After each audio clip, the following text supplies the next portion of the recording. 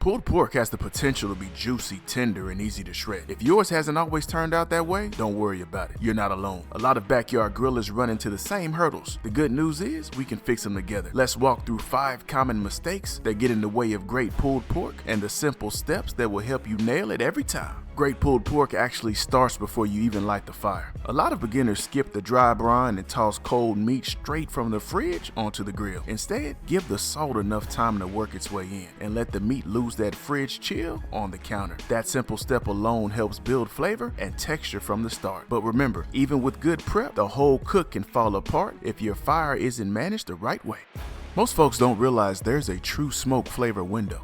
Early in the cook, when those muscle fibers are still open, that's when the meat can really take on flavor. Once the bark sets and everything tightens, smoke absorption drops fast. That's why you need a clean, steady fire right from the start. Miss that window and you lose the chance to lock in the best flavor. And once the bark starts forming, the next mistake usually shows up: spritzing too soon. Spritzing is a very powerful technique, but timing matters. Let your bark set first. That's when it builds real strength. Once it's ready, a spritz adds moisture and shine without breaking the crust. If you go too early, you soften the surface and miss out on that satisfying snap. By the way, if you want to skip guesswork on mistakes like these, we put together a free starter grilling guide. It's an instant download and it'll walk you through the fundamentals step by step. Grab it through the link in the description. The stall is where most beginners panic. Your pork hits 160 degrees and just sits. Don't rush it. Don't crank the heat. That's how it dries out. Instead, trust your plan. Wrap it if you want or ride it out. Either way works. Once it's done, give it at least an hour to rest. That one step locks the juices back in. Remember, you can still ruin hours of work in the last 10 minutes. Stay patient and finish strong. Pulled pork is made in the pulling stage. This is where attention to detail matters. Don't rush it. Unrendered fat isn't tasty. It's stringy and ruins the bite. As you shred, slow down. Separate out those fat pockets, fold in the bark, and aim for balance so every bite has the right flavor and texture. Here's a bonus tip for you. Don't chase a number. A lot of people see 200 degrees Fahrenheit as the finish line. But here's the real deal. The true test is tenderness. When your probe slides in with no resistance like butter, that's when your pork is cooked. But remember, it's the rest period that makes it truly done. So what are some of the tips or lessons you've learned making pulled pork? Drop me a comment down below. Let's talk about it. Be sure to hit that like button, hit that subscribe button, and leave us a comment. We'd love to hear from you. Until next time, grill boldly, serve proudly, and enjoy the process.